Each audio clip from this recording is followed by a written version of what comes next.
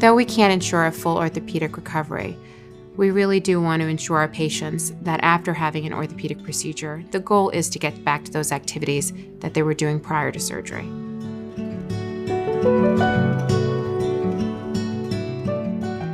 The different types of joint replacement include any of the major joints in a patient's body. Particularly common are those of the hip and knee. And what it involves is essentially a resurfacing of the damaged joint surface where the cartilage has been lost and degraded. And that gets replaced with metal and plastic, sometimes ceramic implants, which provide at times, and hopefully often, a lifelong improvement in patients' pain and function.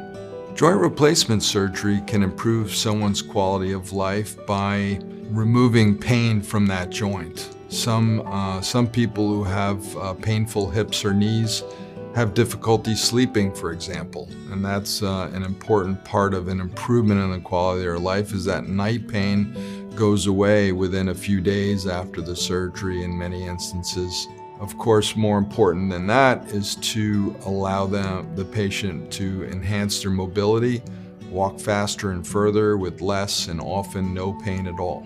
If patients are particularly anxious about receiving a joint replacement such as that of the hip and knee, I would urge them to just have an extra conversation with their surgeon and the surgical team so that they can get more data, more statistics, and perhaps be introduced to patients who've gone through that procedure before.